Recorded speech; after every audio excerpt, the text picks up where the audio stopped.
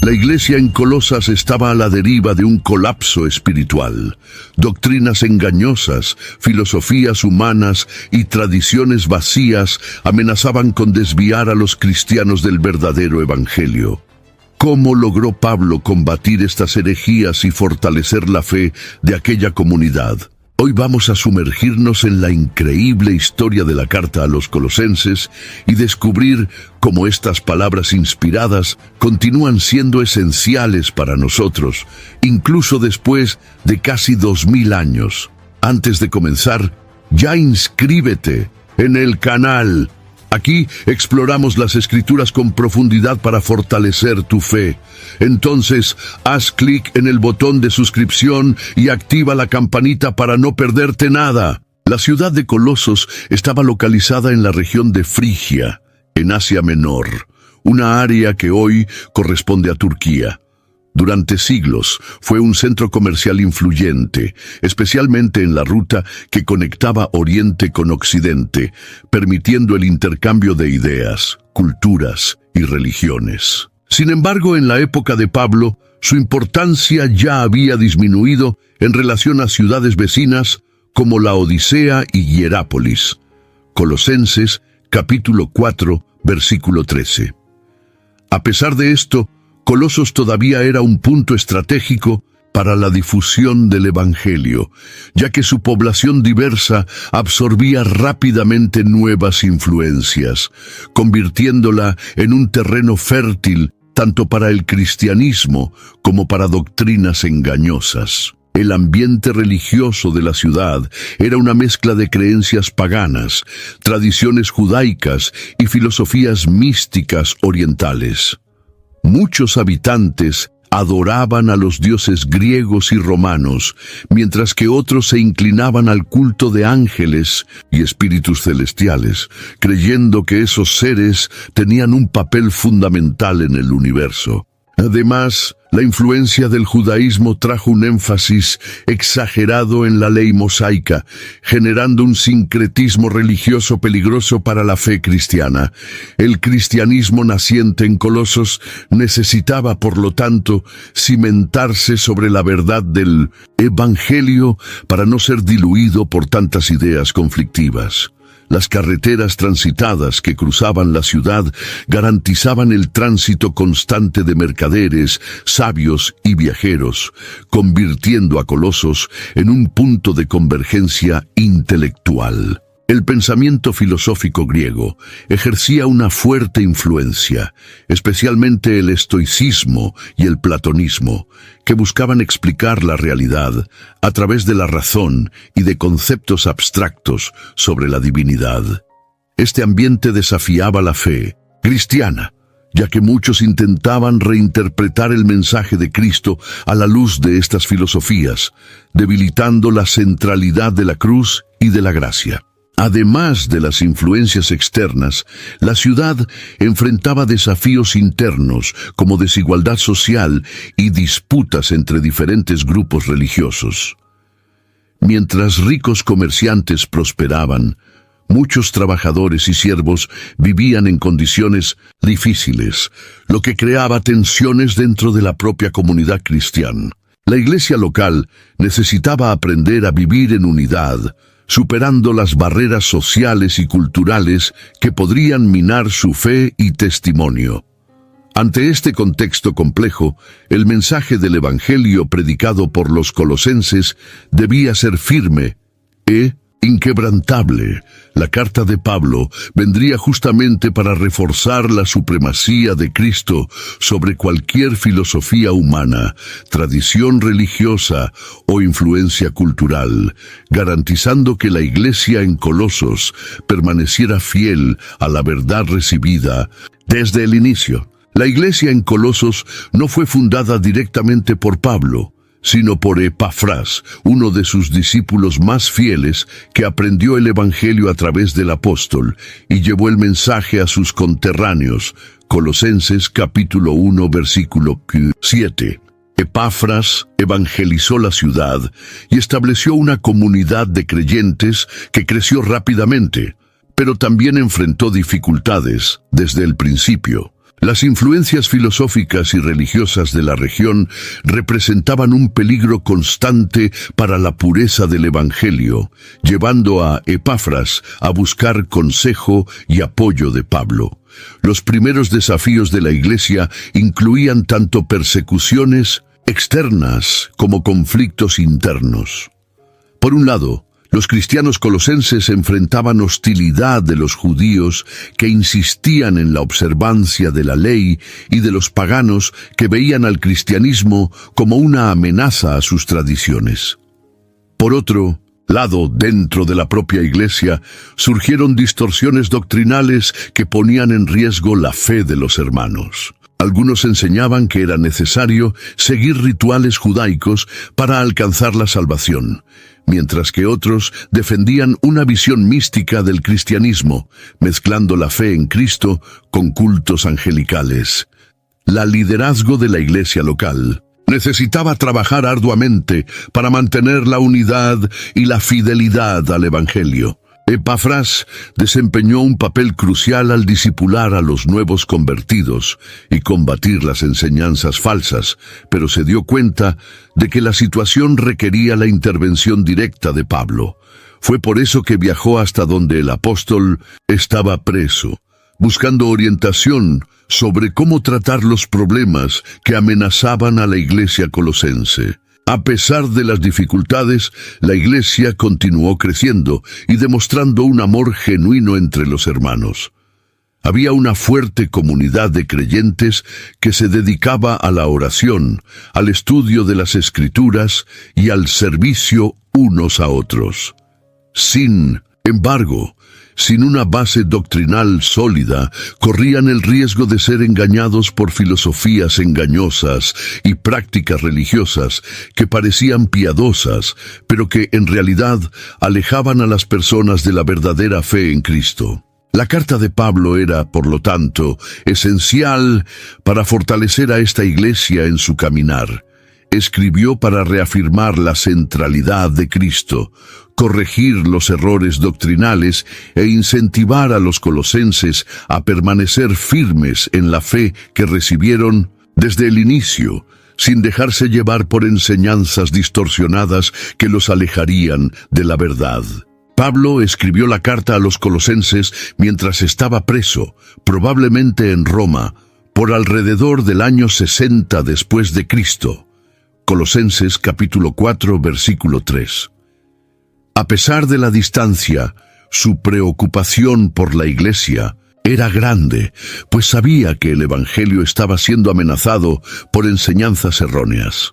Su objetivo al escribir esta carta era doble: corregir las herejías que estaban infiltrándose en la iglesia y fortalecer la fe de los colosenses en 1900 Cristo. La carta es una de las más profundas en términos de cristología, es decir, en el estudio sobre la identidad y obra de Cristo.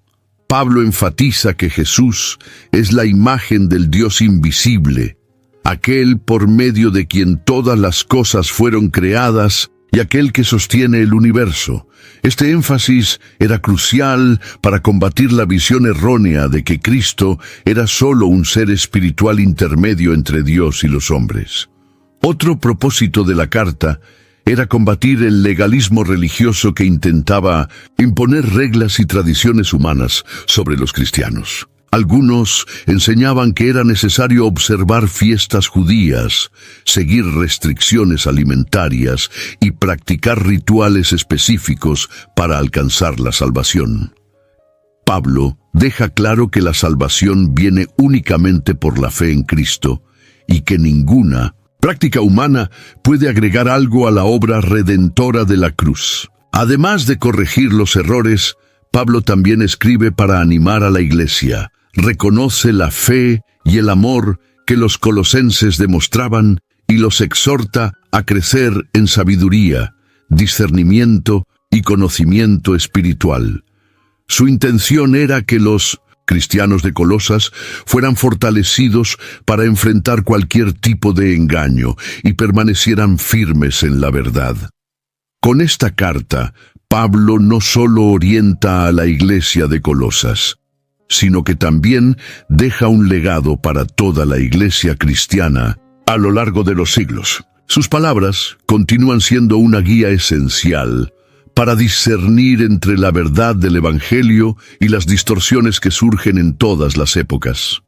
La iglesia en Colosas no fue fundada por Pablo directamente, sino por uno de sus discípulos fieles, Epafras. Era un colosense convertido al cristianismo, que recibió el Evangelio probablemente durante el ministerio de Pablo en Éfeso y, lleno de celo, llevó el mensaje de Cristo a su ciudad natal. Colosenses, capítulo 1, versículo 7. Epafras desempeñó un papel esencial en la difusión de la fe en la región, estableciendo no solo la iglesia en Colosas, sino también fortaleciendo las comunidades cristianas en Laodicea y Hierápolis. Su vida es un ejemplo de cómo un discípulo comprometido puede impactar toda una generación. El trabajo de Epafras no se limitó a anunciar el Evangelio. Se dedicó al discipulado y a la enseñanza de las Escrituras, asegurando que la iglesia colosense creciera enraizada en la verdad. En una ciudad donde varias creencias y filosofías competían por la mente de las personas, Epafras sabía que los nuevos convertidos necesitaban una base sólida para no ser desviados por falsas doctrinas. No solo era un evangelista, sino un pastor atento a las necesidades espirituales de la comunidad, intercediendo constantemente por los hermanos y buscando fortalecer su fe. A pesar de ser un líder activo y comprometido, Epafras sabía que algunas de las herejías que amenazaban su iglesia exigían una respuesta más profunda. Por eso, viajó hasta donde Pablo estaba preso para pedir orientación sobre cómo abordar esos desafíos. Esta actitud demuestra su humildad y su conciencia de que nadie debe caminar solo en la obra de Dios. Epafras podría haber intentado resolver todo por su cuenta, pero prefirió buscar consejo de alguien más experimentado, mostrando que un verdadero líder es aquel que reconoce sus limitaciones y busca crecer constantemente. La oración era una de las marcas más fuertes de Epafras. Pablo lo describe como alguien que lucha en oración por la iglesia, intercediendo para que los colosenses permanezcan firmes, maduros y plenamente convencidos de la voluntad de Dios. Este tipo de dedicación revela un corazón pastoral profundo que no solo enseña y orienta, sino que lucha espiritualmente por el crecimiento de la iglesia. Epafras sabía que el conocimiento doctrinal era esencial, pero que sin oración y dependencia de Dios, ninguna iglesia podría permanecer firme. La vida y el ministerio de Epafras son un ejemplo inspirador para los cristianos de todas las épocas. No era un apóstol, no tenía títulos grandiosos, pero fue un siervo fiel que entregó su vida por la causa del Evangelio. Su celo, su humildad y su dedicación a la oración son lecciones valiosas para todos los que desean servir a Dios con integridad y pasión. La iglesia en Colosas enfrentaba una gran amenaza: la infiltración de falsas enseñanzas que intentaban distorsionar el Evangelio. Entre estas herejías se destacaban el gnosticismo, el legalismo judío y el culto a ángeles, cada uno trayendo elementos que confundían a los nuevos convertidos y desviaban la fe de la centralidad de Cristo. Colosenses, capítulo 2, versículo 8. Estos errores doctrinales no solo creaban divisiones dentro de la iglesia, sino que también ponían en riesgo la verdadera libertad que el Evangelio ofrecía. El gnosticismo era una de las influencias más peligrosas. Este sistema filosófico enseñaba que la salvación venía a través de un conocimiento secreto, reservado solo para una élite espiritual. Los gnósticos creían que el mundo material era maligno y que Dios solo podría ser accedido a través de mediadores espirituales. Esta visión negaba la plena divinidad de Cristo y su obra redentora, pues reducía a Jesús a un mero intermediario entre Dios y los hombres. Pablo combate esta idea al declarar que en Cristo habita corporalmente toda la plenitud de la divinidad, y que en él los creyentes ya están completos, sin precisar de revelaciones secretas o conocimientos ocultos. Otro gran problema era el legalismo judío que intentaba imponer prácticas de la ley de Moisés sobre los cristianos gentiles. Algunos enseñaban que era necesario seguir reglas alimentarias, guardar días específicos y practicar la circuncisión para alcanzar la salvación. Pablo rebate este error al afirmar que estas cosas eran solo sombras de lo que habría de venir, pues la realidad está en Cristo. La salvación no viene de la observancia de leyes externas, sino de la gracia de Dios por medio de la fe. Cualquier intento de añadir requisitos humanos al Evangelio lo convierte en inválido y esclaviza a las personas en lugar de liberarlas. El culto a ángeles era otra herejía que se esparcía entre los colosenses. Algunas personas comenzaron a creer que necesitaban comunicarse con seres espirituales para tener acceso a Dios. Este tipo de práctica era influenciado por filosofías místicas y creencias paganas que daban gran importancia a jerarquías celestiales. Pablo reprende esta doctrina afirmando que Cristo es la cabeza de la Iglesia y que los creyentes no deben dejarse engañar por aquellos que promueven visiones y experiencias espirituales que no tienen fundamento en la verdad. Estas tres herejías tenían algo en común. Todas disminuían la supremacía de Cristo y desviaban el foco del Evangelio. El gnosticismo decía que Cristo no era suficiente, ya que era necesario un conocimiento secreto para alcanzar a Dios. El legalismo afirmaba que Cristo no era suficiente, pues era preciso cumplir reglas humanas para ser salvo. El culto a ángeles sugería que Cristo no era suficiente, pues era necesario buscar otros mediadores espirituales. Contra todo esto, Pablo escribe con firmeza, reafirmando que Cristo es suficiente y que en Él los creyentes tienen todo lo que necesitan para la vida y para la salvación. Desde el inicio de la carta, Pablo deja claro que la respuesta para cualquier herejía o desvío doctrinal está en la supremacía de Cristo. En uno de los textos más bellos y profundos sobre la identidad de Jesús, él declara que Cristo es la imagen del Dios invisible, el primogénito de toda la creación, y aquel por medio de quien todas las cosas fueron creadas.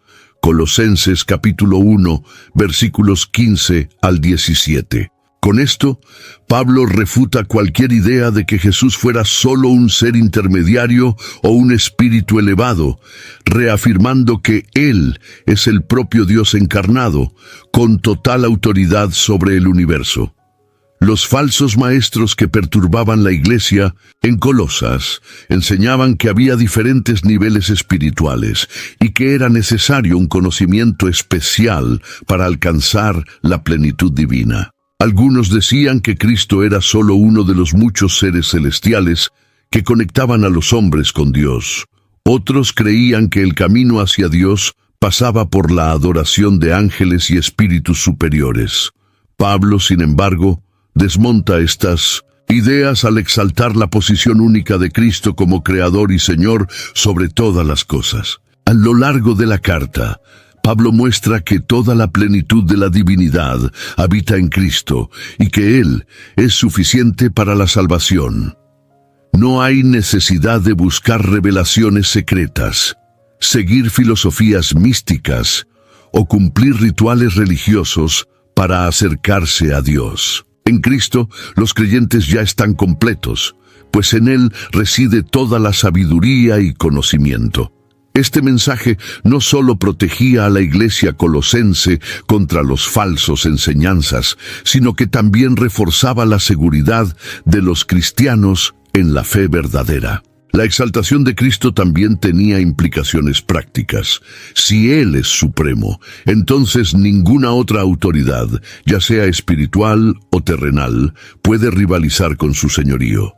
Los colosenses necesitaban entender que su fe no dependía de tradiciones humanas o poderes invisibles, sino exclusivamente de Cristo. Esta verdad los liberaba del miedo y de las manipulaciones de aquellos que intentaban imponer un falso evangelio. Así, Pablo presenta a Cristo como la respuesta final para cualquier desvío teológico o confusión espiritual. Solo cuando la Iglesia comprendiera plenamente la grandeza de Jesús, podría permanecer firme ante las tentaciones de alejarse de la verdad. Después de establecer la supremacía de Cristo, Pablo enfatiza que en Él habita toda la plenitud de la divinidad y que por medio de Él los creyentes reciben todo lo que necesitan para la vida espiritual. Colosenses capítulo 2, versículo 9. Esta afirmación confrontaba directamente la idea de que algo más allá de Cristo era necesario para alcanzar la salvación. La suficiencia de Cristo significa que ninguna filosofía humana, ritual religioso o sacrificio adicional puede perfeccionar o complementar la obra de la cruz. Los falsos maestros que perturbaban a los colosenses afirmaban que la fe en Cristo no era suficiente. Decían que era preciso observar leyes dietéticas, practicar rituales judaicos y buscar experiencias místicas para alcanzar una espiritualidad más elevada. Contra esto, Pablo enseña que aquellos que están en Cristo ya han recibido la plenitud de la gracia divina y no necesitan añadir nada a la obra redentora de Jesús. Esta verdad debería transformar la manera en que los colosenses veían su propia identidad. Si Cristo es suficiente, entonces los creyentes no necesitaban vivir bajo el peso de la culpa o del miedo de no ser espiritualmente lo suficientemente buenos. La salvación no dependía de esfuerzos humanos, sino de lo que Cristo ya realizó en la cruz. La libertad cristiana estaba fundamentada en la gracia y no en la observancia de reglas externas. Pablo también alerta que cualquier intento de sustituir la suficiencia de Cristo por reglas y tradiciones humanas llevaría al fracaso espiritual. La religión basada en obras solo esclaviza, mientras que la verdadera fe en Cristo libera. El Evangelio no se trata de seguir un código de conducta, sino de una relación viva con el Salvador. Al reafirmar la plenitud de Cristo, Pablo animaba a los colosenses a mantenerse firmes en la gracia, sin dejarse engañar por doctrinas que ponían cargas innecesarias sobre los hombros de los fieles. Pablo advierte a los colosenses contra aquellos que intentaban engañarlos con filosofías vacías y tradiciones humanas que no estaban fundamentadas en Cristo. Colosenses capítulo 2, versículo 8. Él sabía que muchos falsos maestros se presentaban como sabios y espiritualmente elevados, pero en realidad apartaban a las personas de la verdadera fe. Estas tradiciones humanas podían ser atractivas, pero no tenían poder para salvar o transformar vidas. Una de las principales amenazas a la iglesia de Colosas era el legalismo, que intentaba imponer reglas religiosas como medio de alcanzar la salvación. Algunas personas enseñaban que era necesario seguir regulaciones sobre comida, bebida y días sagrados para ser aceptado por Dios.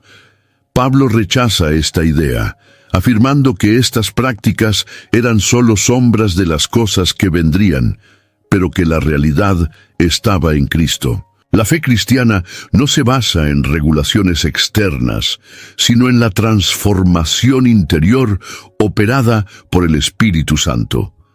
Además del legalismo, otro peligro era el misticismo, que promovía la adoración de ángeles y la búsqueda de experiencias sobrenaturales como forma de alcanzar un nivel espiritual más elevado. Estas prácticas desviaban la atención de Cristo y llevaban a las personas a confiar en sus propias experiencias en lugar de en la palabra de Dios. Pablo deja claro que cualquier enseñanza que no tenga a Cristo como centro debe ser rechazada. La iglesia colosense necesitaba discernir entre la verdad y los engaños sutiles que amenazaban su fe. El evangelio puro no exige adiciones humanas, sino solo una fe genuina en la obra de Cristo. Ante estas advertencias, los colosenses debían mantenerse firmes en la verdad, guardando sus corazones contra cualquier intento de mezclar el evangelio con prácticas que parecían piadosas, pero que, en realidad, alejaban a las personas de Dios. Pablo enseña que la verdadera fe no es solo una creencia intelectual, sino una transformación completa de la vida. Si los creyentes realmente han sido resucitados con Cristo, entonces deben buscar las cosas de arriba, donde Cristo está sentado a la derecha de Dios. Colosenses capítulo 3, versículos 1 y 2. Esto significa que la mentalidad y los deseos de los cristianos necesitan ser renovados, dejando atrás todo lo que pertenece a la vieja naturaleza pecaminosa. Este cambio no es opcional, sino esencial para aquellos que forman parte del cuerpo de Cristo. La fe genuina requiere que el cristiano rechace los antiguos hábitos y viva de tal manera que refleje la santidad de Dios. El apóstol detalla qué actitudes deben ser abandonadas: inmoralidad sexual, impureza, pasiones desordenadas, malos deseos y avaricia, que es idolatría. Estas cosas pertenecen a la vieja naturaleza y traen la ira de Dios sobre los desobedientes. Además de estas prácticas visibles, Pablo también menciona pecados del corazón, como ira, indignación, maldad, blasfemia y lenguaje obsceno. Deja claro que el cristiano no puede seguir viviendo como antes, pues ha sido llamado a una nueva identidad en Cristo. Este proceso de transformación, sin embargo, no ocurre automáticamente. Es necesario esfuerzo, disciplina y una vida constante de oración y búsqueda del Espíritu Santo para vencer el pecado y crecer en santidad. Por otro lado, Pablo también enseña sobre lo que debe ocupar el lugar de la vieja vida. Los creyentes necesitan revestirse del nuevo hombre, creado a la imagen de Dios en justicia y santidad. Este nuevo hombre se manifiesta en compasión, bondad, humildad, mansedumbre y paciencia. Además, el amor debe ser el vínculo perfecto que une a los cristianos y gobierna todas sus acciones. La transformación en Cristo no se limita a abandonar pecados. También implica cultivar virtudes que reflejan el carácter de Dios. Un corazón transformado no solo evita el mal, sino que practica el bien de manera activa, influyendo positivamente en todos a su alrededor. Pablo también enseña que esta nueva vida se expresa en la comunidad cristiana. Los creyentes han sido llamados a vivir en unidad, soportándose unos a otros y perdonándose mutuamente, así como Cristo los perdonó. Esto significa que la vida cristiana no puede vivirse de manera aislada. Es en la relación con los hermanos donde el amor de Dios se manifiesta de manera práctica. Si el Evangelio no transforma la forma en que los cristianos tratan a los demás, entonces esa fe no es verdadera. La Iglesia debe ser un reflejo del reino de Dios, donde la paz de Cristo gobierna los corazones y la palabra de Dios habita ricamente entre los creyentes. Esta transformación también afecta la vida cotidiana. Todo lo que el cristiano hace debe hacerse en nombre de Cristo, con gratitud en el corazón. Esto incluye el trabajo, las relaciones, el tiempo libre y hasta los pensamientos. No hay espacio para una fe superficial que se limite a rituales religiosos. La verdadera conversión alcanza todas las áreas de la vida, convirtiendo al cristiano en una nueva creación. El llamado a una vida transformada no es una carga, sino un privilegio. Aquellos que han sido redimidos por Cristo ahora viven para glorificarlo en todas las cosas. Pablo enseña que la transformación cristiana no es solo teórica, sino práctica.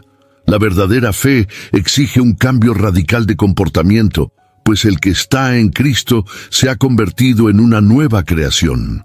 Por lo tanto, el apóstol exhorta a los colosenses a abandonar al viejo hombre, que representa la naturaleza pecaminosa, y a revestirse del nuevo hombre, creado según Dios en justicia y santidad. Colosenses, capítulo 3, versículos 9 y 10. Este proceso de transformación no ocurre de manera automática, requiere decisión y esfuerzo diario para dejar atrás lo que pertenece a la antigua vida y asumir una nueva identidad en Cristo. El concepto de viejo hombre se refiere a la naturaleza caída del ser humano, marcada por el pecado y la rebeldía contra Dios. Antes de conocer a Cristo, los colosenses vivían conforme a los deseos de la carne, atrapados en patrones egoístas, inmorales y distantes de la voluntad divina. Sin embargo, al ser alcanzados por el Evangelio, recibieron una nueva vida, y este cambio exigía una ruptura definitiva con el pasado. El cristianismo no permite un término medio entre la vieja y la nueva vida. El que ha sido regenerado por el Espíritu Santo necesita demostrar este cambio en su conducta. Pablo es muy claro al describir lo que debe ser abandonado. Él enumera pecados como ira, maldad, blasfemia, lenguaje obsceno y mentira, mostrando que estas actitudes son incompatibles con la nueva vida en Cristo. Además, enfatiza que en la comunidad cristiana no hay distinción entre judíos y griegos, esclavos y libres, pues todos son uno en Cristo. Esto significa que, al revestirse del nuevo hombre, el cristiano no solo abandona comportamientos pecaminosos, sino que también comienza a ver a sus hermanos con una nueva mirada, sin discriminación ni superioridad. En lugar del viejo hombre, Pablo enseña que los creyentes deben revestirse de las virtudes que reflejan el carácter de Cristo. La compasión, la bondad, la humildad, la mansedumbre y la paciencia deben marcar la vida de aquellos que han sido transformados. El cristiano no solo deja de practicar el mal, sino que también se convierte en un agente del bien. La mayor evidencia de esta transformación es el amor, que Pablo describe como el vínculo perfecto que une todos los demás aspectos de la vida cristiana.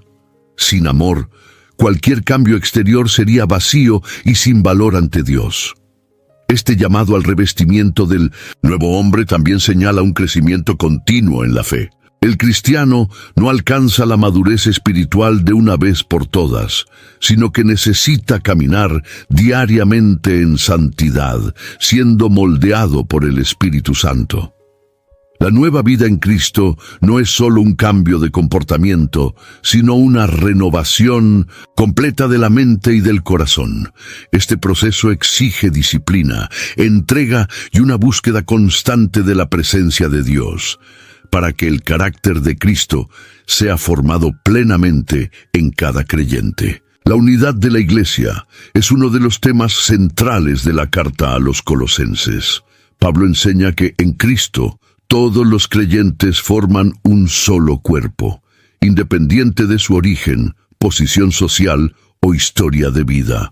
Él afirma que la Iglesia está compuesta por personas regeneradas, llamadas a vivir en armonía, guiadas por el amor, que es el vínculo perfecto entre los hermanos.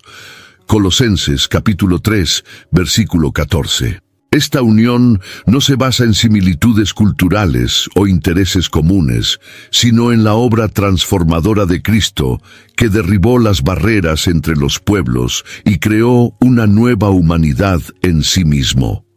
La diversidad dentro de la Iglesia podría fácilmente generar conflictos. En Colosas Había judíos que antes seguían la ley de Moisés y gentiles que venían de un pasado pagano. También había esclavos y hombres libres, cada uno trayendo sus propias experiencias y perspectivas. Sin embargo, Pablo enseña que, en Cristo, esas diferencias dejan de ser motivo de división, pues todos fueron revestidos del nuevo hombre y comparten la misma fe. La verdadera unidad cristiana no significa que todos sean iguales en su cultura o personalidad, sino que todos comparten la misma identidad espiritual en Cristo. El amor es lo que hace posible esta unidad. Pablo describe el amor como el vínculo de la perfección, es decir, lo que mantiene a los cristianos unidos en una relación saludable y edificante.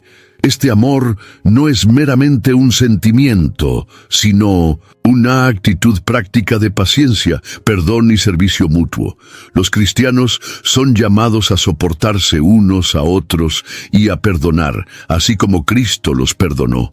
Esto significa que en la iglesia no hay espacio para resentimientos, rivalidades o divisiones. Además del amor, Pablo destaca que la paz de Cristo debe ser el árbitro en los corazones de los creyentes.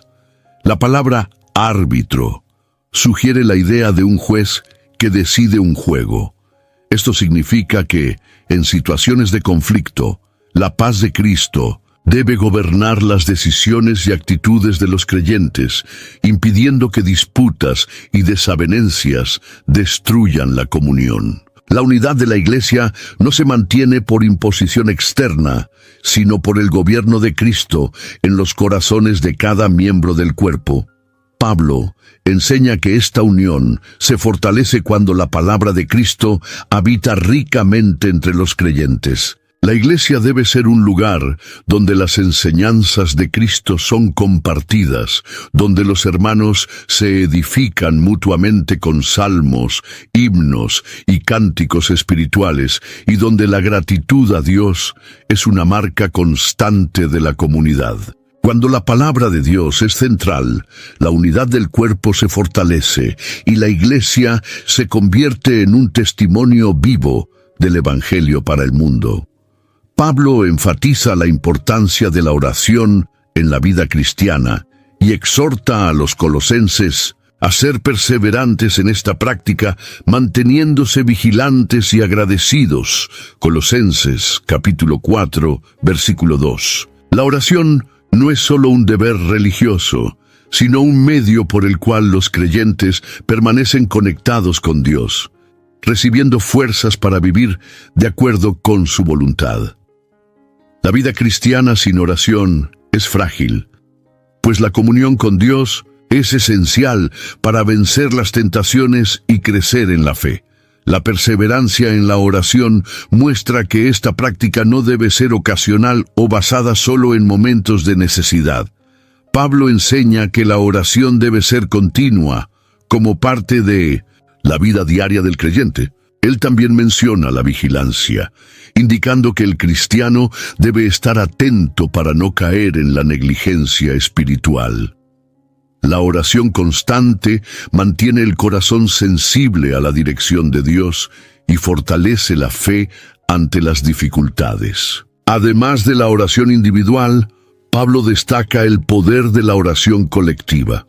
Él pide que los colosenses intercedan por él y por aquellos que estaban anunciando el Evangelio, para que Dios abriera puertas para la predicación de la palabra.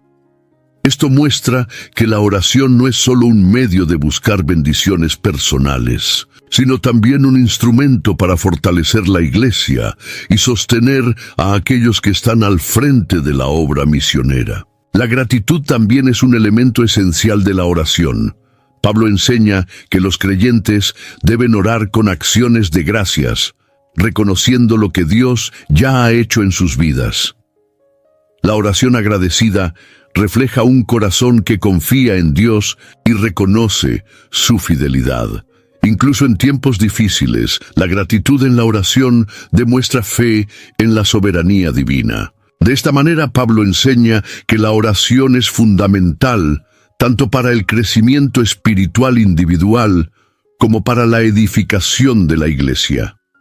Una iglesia fuerte es una iglesia que ora, que busca a Dios con perseverancia, intercediendo unos por otros y caminando en constante comunión con el Señor. Pablo no solo enseña sobre la vida espiritual de la iglesia, sino que también da orientaciones claras sobre cómo los cristianos deben comportarse en sus relaciones familiares y sociales.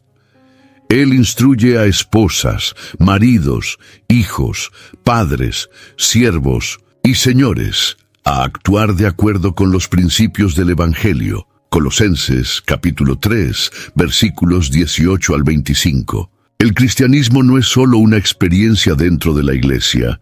Debe transformar todas las áreas de la vida, incluyendo el hogar y el trabajo. En el matrimonio, Pablo orienta a las esposas a someterse a los maridos como conviene en el Señor, y ordena que los maridos amen a sus esposas y no las traten con amargura. Esto muestra que la sumisión de la esposa no significa inferioridad, sino una actitud de respeto dentro del orden establecido por Dios. De la misma manera, el marido no debe ejercer su autoridad de manera opresiva, sino que debe amar a su esposa como Cristo amó a la iglesia. En la relación entre padres e hijos, Pablo ordena que los hijos obedezcan a sus padres en todo, pues eso agrada al Señor. A los padres les advierte que no irriten a sus hijos, para que no se desanimen. Esto enseña que la disciplina debe estar equilibrada con amor y ánimo. Sobre los siervos y señores, Pablo orienta a los esclavos a obedecer a sus señores terrenales, no solo para agradar a los ojos, sino sirviendo de corazón como al Señor. A los señores, Él ordena que traten a sus siervos con justicia, recordando que también tienen un Señor en el cielo. Esta enseñanza era revolucionaria en una sociedad esclavista, pues mostraba que en Cristo todos son iguales ante Dios. Estas instrucciones muestran que el Evangelio transforma las relaciones, trayendo armonía y justicia dentro de la familia y del entorno laboral.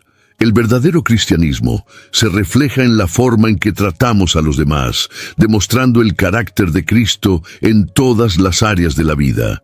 Pablo enseña que la vida cristiana no puede limitarse al ambiente de la iglesia, sino que debe ser un testimonio visible para el mundo.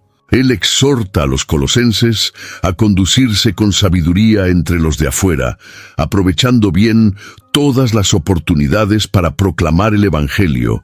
Colosenses, capítulo 4, versículo 5. La fe no debe ser algo privado o restringido a momentos de culto.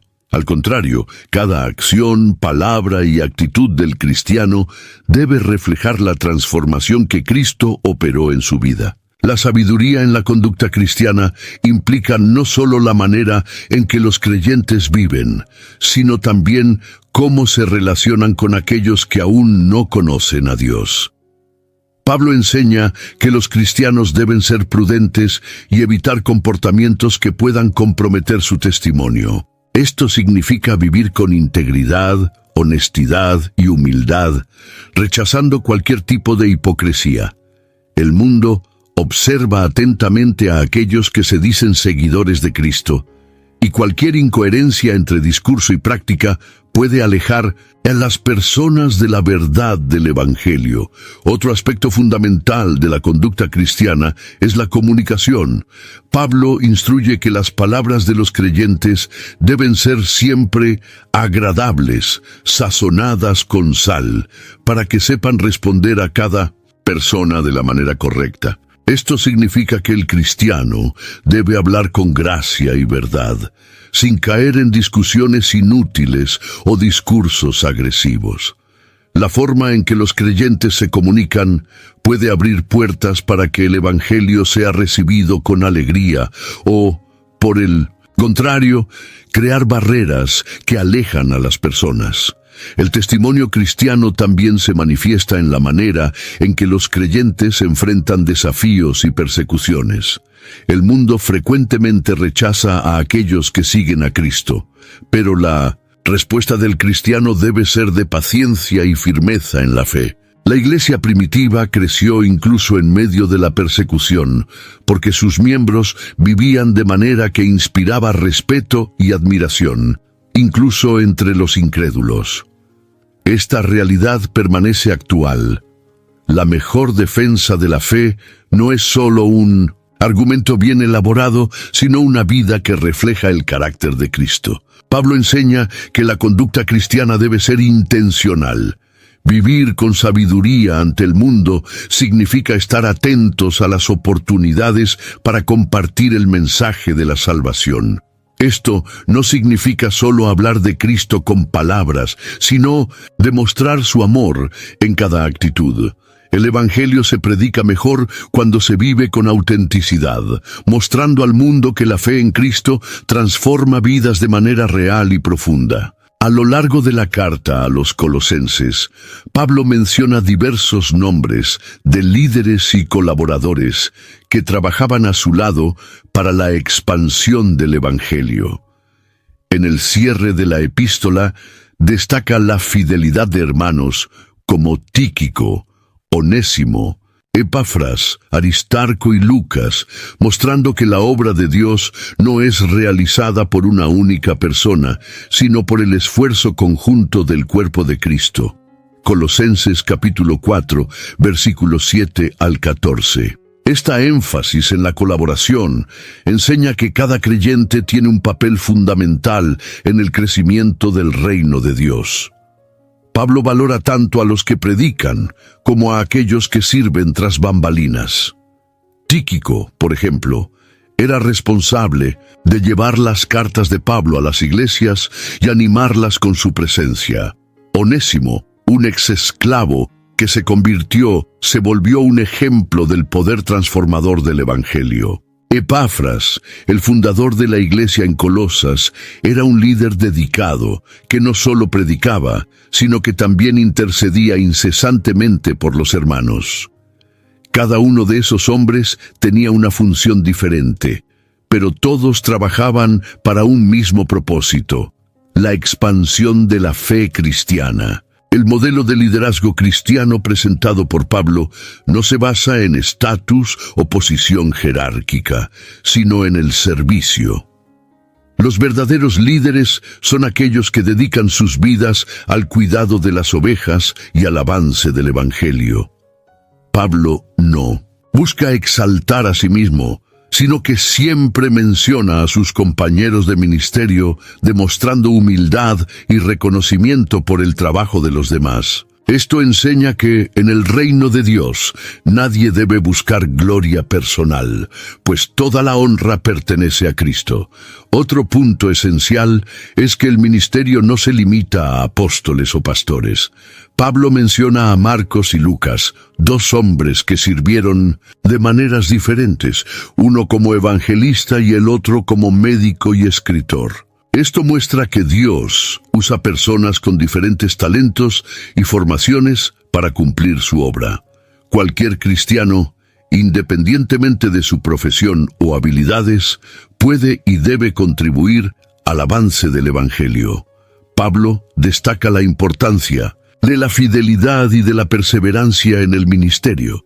Algunos de los nombres mencionados en sus cartas permanecieron firmes hasta el fin, mientras que otros se desviaron. La obra de Dios exige compromiso y dedicación continuos. La expansión del Evangelio no sucede a través de líderes ocasionales, sino a través de hombres y mujeres que, como Epafras y Tíquico, permanecen fieles al llamado de Dios. En el cierre de la carta a los Colosenses, Pablo dedica un espacio significativo para enviar saludos personales y hacer recomendaciones sobre diferentes hermanos que trabajaban por el Evangelio. Menciona nombres como Tíquico, que llevaría la carta hasta los Colosenses, y Onésimo, un exesclavo convertido a Cristo, mostrando la importancia de las relaciones interpersonales en la vida cristiana. Colosenses capítulo 4, versículos 7 al 9. Esta parte de la carta revela que el cristianismo no era solo una doctrina abstracta, sino una fe vivida en comunidad, donde cada miembro desempeñaba un papel esencial en la expansión del reino de Dios. Entre los nombres citados, destaca a Aristarco, un compañero de prisión de Pablo, que demuestra cómo algunos hermanos estaban dispuestos a sufrir por amor a Cristo. Marcos, el mismo que había fallado en el pasado, ahora era recomendado por Pablo, mostrando que en el Evangelio siempre hay espacio para la restauración y el crecimiento espiritual. Justo también es mencionado como uno de los pocos judíos que trabajaban al lado de Pablo, reforzando que el cristianismo no hacía distinción entre judíos y gentiles, sino que unía a todos en Cristo. Epafras, fundador de la iglesia en Colosas, recibe un elogio especial de Pablo, siendo descrito como alguien que luchaba en oración por los colosenses. No solo llevó el Evangelio hasta ellos, sino que continuaba intercediendo por su perseverancia espiritual. Esto resalta la importancia del liderazgo comprometido y del poder de la oración en el sostenimiento de la fe de la iglesia. Lucas, el médico amado, también es mencionado, reforzando la diversidad de los siervos de Dios, pues entre los seguidores de Cristo había tanto ex-esclavos como hombres de alta formación intelectual. Pablo finaliza la carta pidiendo que los colosenses compartan su mensaje con la iglesia vecina de la Odisea y que lean también la carta enviada para ellos. Esto indica que las instrucciones de Pablo no eran solo para una comunidad específica, sino que tenían valor para todas las iglesias de la región. Por fin, el apóstol firma la carta con sus propias manos y pide que lo recuerden en sus prisiones, cerrando su mensaje con gracia y bendición. La conclusión de la carta no es solo un conjunto de salutaciones formales, sino un testimonio vivo de cómo la iglesia primitiva operaba. Una red de hermanos unidos por la fe, trabajando juntos para expandir el Evangelio. Cada nombre mencionado por Pablo es un recordatorio de que Dios usa personas comunes para cumplir sus propósitos extraordinarios. La carta a los colosenses, escrita hace casi 2000 años, sigue teniendo un impacto profundo en la fe cristiana. Sus palabras no fueron dirigidas solo a la iglesia de aquella época, sino que sirvieron para moldear la teología cristiana a lo largo de la historia. Su enseñanza sobre la supremacía de Cristo influyó en generaciones de cristianos y fue fundamental para combatir herejías que intentaban disminuir la divinidad de Jesús. Colosenses, capítulo 1, versículo 15. La claridad con que Pablo presenta a Cristo como Creador, Redentor y cabeza de la Iglesia sirvió de base para refutar muchas falsas doctrinas que surgieron en los primeros siglos de la era cristiana. A lo largo de la Edad Media, reformadores y teólogos continuaron apoyándose en la carta a los colosenses para reafirmar la suficiencia de Cristo contra los abusos y adiciones que surgieron en la práctica religiosa. En el período de la Reforma Protestante, Martín Lutero y Juan Calvino citaron frecuentemente esta carta para reforzar la doctrina de que la salvación viene únicamente por la gracia y no por méritos humanos. La insistencia de Pablo en alejar a la iglesia de Colosas del legalismo sirvió como un argumento crucial contra la idea de que la salvación podría ser conquistada por obras o rituales religiosos. En los tiempos modernos, esta carta sigue siendo esencial para fortalecer la fe de los cristianos ante desafíos contemporáneos. En una era de relativismo moral y filosofías que intentan debilitar la centralidad de Cristo, las palabras de Pablo sirven como un llamado para mantener la fe inquebrantable. Así como en el primer siglo, el mundo de hoy presenta innumerables ideologías que intentan distorsionar el Evangelio, y la carta a los colosenses sigue siendo un escudo contra esos ataques. El mensaje de Pablo también se destaca en la espiritualidad personal. Su llamado a abandonar al viejo hombre y revestirse del nuevo sigue siendo una guía para aquellos que buscan vivir una vida transformada. El apóstol no solo enseña doctrina, sino que ofrece un camino práctico para crecer en santidad y comunión con Dios. La carta a los Colosenses, por lo tanto, no es solo un documento histórico, sino una fuente continua de instrucción, corrección y aliento para la Iglesia en todas las eras. Al reflexionar sobre el impacto de esta carta, queda evidente que su relevancia no ha disminuido con el tiempo. Así como fortaleció a los colosenses ante las amenazas espirituales de su época, continúa fortaleciendo a los cristianos hoy, llamando a cada generación a permanecer firme en la fe y vivir de acuerdo con la verdad del Evangelio. La carta a los colosenses no es solo un documento histórico, sino un mensaje vivo que sigue hablando poderosamente a la Iglesia en los días de hoy. En un mundo repleto de falsas filosofías, relativismo y espiritualidad distorsionada, las enseñanzas de Pablo sirven como un cimiento sólido para la fe cristiana. Así como los colosenses enfrentaban desafíos que amenazaban la pureza del Evangelio, los cristianos modernos deben estar alerta contra ideologías que intentan minimizar la suficiencia de Cristo y añadir conceptos humanos a la fe. Colosenses capítulo 2, versículo 8. Una de las lecciones más importantes de esta carta para los días de hoy es la centralidad de Cristo. En un tiempo donde muchas personas buscan respuestas en múltiples religiones, filosofías y autoayuda, Pablo nos recuerda que solo Cristo es suficiente. Él es el Señor absoluto sobre todas las cosas, y nada puede ser añadido o sustituido en su obra redentora. Esta enseñanza debe llevarnos a rechazar cualquier doctrina que intente disminuir la autoridad de Cristo o colocar a otro mediador entre Dios y los hombres. Otro punto esencial para la Iglesia actual es el llamado a la santidad y a la vida transformada. Pablo deja claro que seguir a Cristo significa abandonar la vieja naturaleza y revestirse del nuevo hombre. En un mundo donde los valores cristianos son constantemente atacados, esta carta nos desafía a vivir una vida coherente con el Evangelio. El cristiano no debe conformarse a los estándares del mundo, sino que debe buscar constantemente crecer en santidad, siendo un reflejo del carácter de Cristo. Además, la carta a los colosenses enseña sobre la importancia de la comunión en la Iglesia. En tiempos donde muchos valoran una fe individualista, Pablo nos recuerda que somos un solo cuerpo y que debemos vivir en amor, soportándonos unos a otros y edificándonos mutuamente. La unidad de la Iglesia es esencial para el fortalecimiento de la fe y para el avance del Evangelio. Por último, esta carta nos enseña la importancia de la oración, la gratitud y de una vida centrada en la palabra de Dios.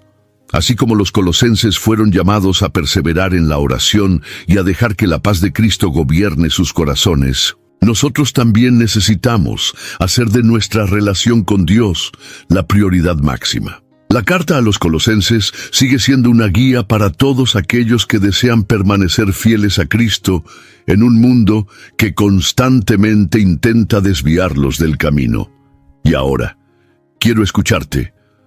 ¿Cómo esta poderosa carta de Pablo ha tocado tu vida? ¿Has enfrentado desafíos en la fe similares a los de los colosenses? Comparte tu reflexión en los comentarios. Si este mensaje ha fortalecido tu fe, no lo guardes solo para ti. Envíalo a amigos y familiares, para que más personas conozcan la verdad del Evangelio. Y si aún no formas parte de nuestra comunidad, suscríbete al canal.